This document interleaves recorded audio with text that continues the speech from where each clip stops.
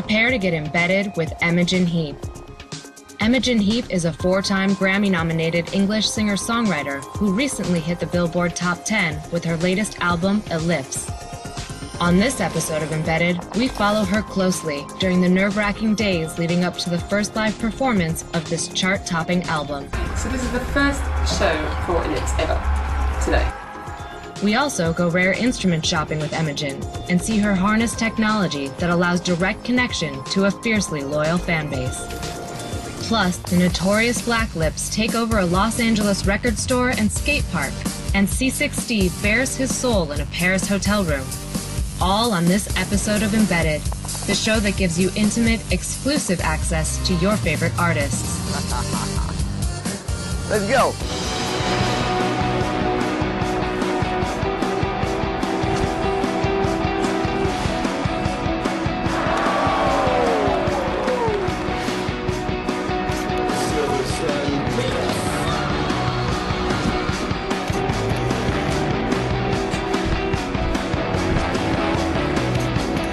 This is the Real Thievery Corporation, U.S. Treasury.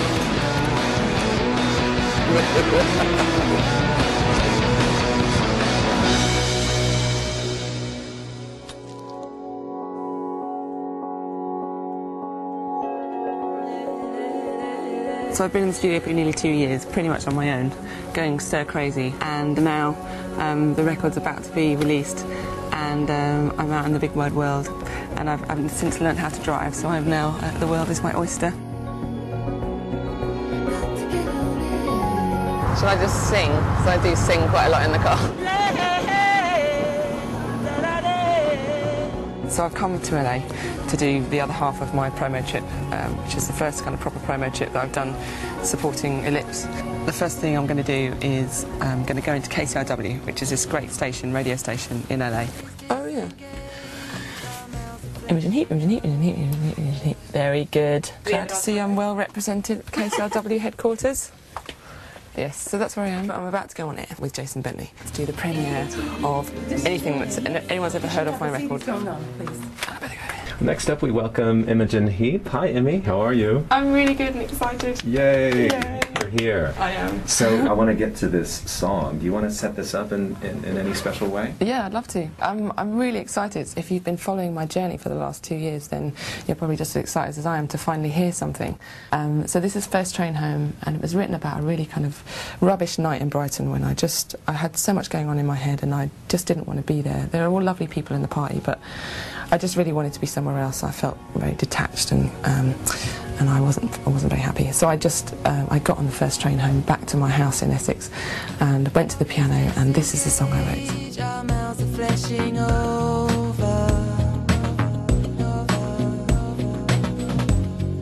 As it's an echo game, I resist retreating to ovals of white. I want to play the waveforms in the hideaway. I want to get on with getting on with things. But it now already feels like it doesn't belong to me, and it's on its way. It's now in the big wide world, you know, it's opened the doors and it's walking out. So I'm just excited for the song's journeys.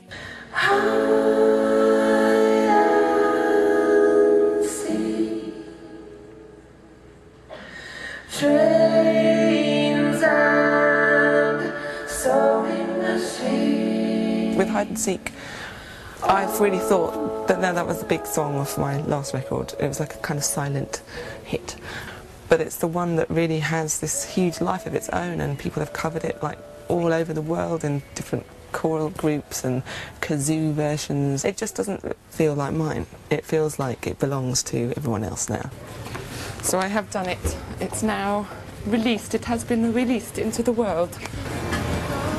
Now, of course, I have to find out what everybody thought of it. I'm going to go on my Twitter and obsess a little bit more. I love First Train Home, It's so you, so new, so refreshing, thank you. Squeals, yay! So awesome, Imogen Heap, this is an incredible song, love it. Can't wait for the release of the album. Good, that's what it's all about, you see. Them and me. And if they're happy, I'm happy.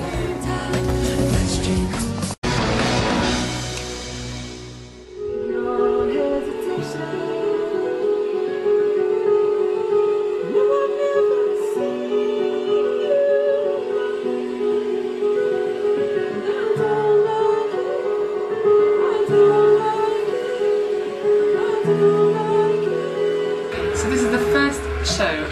happiest ever today. It was meant to be yesterday, but my throat got the better of me. Well, just walking that stage there right now, I could feel I was getting a little nervous, but more kind of overwhelmed really, because I feel like all these people have come and kind of waited so long to see me. So it's been 2 years since she's been in the States, I think, and I mean, I hope that she finds us to be a very welcoming crowd tonight, because we really have missed her. I got to the show early, brought her flowers, and I made her. She's gonna love it. I made her some fabulous jewelry. Since she hasn't performed in the past 2 years, we've been more excited because we thought that she wasn't coming back, and here she is.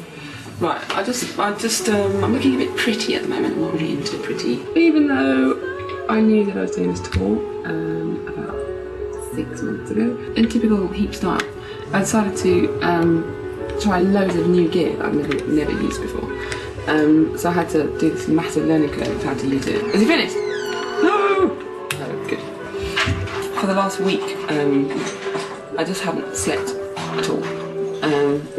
I've been working through the night trying to sort out my stuff, and as a result I got quite ill, and for the last kind of 3 days I haven't been able to function, and for some strange reason, I don't understand it, but I seem to be alright.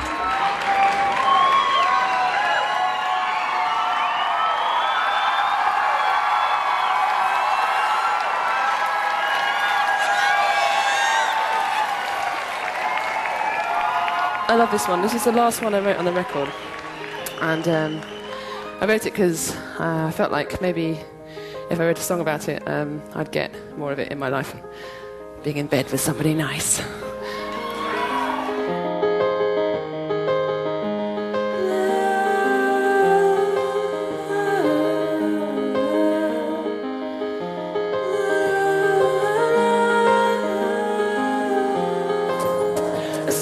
Sleepless tumbling night, the morning on your skin's a laughter night. Nice and sweet is the most in everything is opening, very telling, and a well-reckoned plainer from no one to that isn't the deepest respect trust in you. Going well, no one's looking, 'cause you do keep me quiet.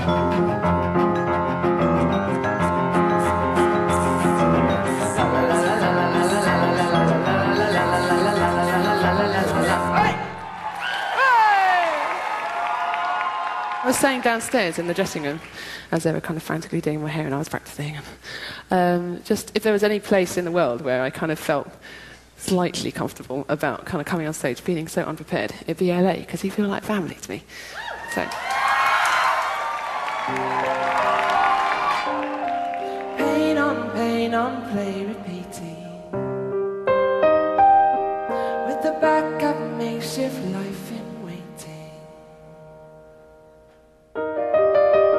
Everybody says time heals everything.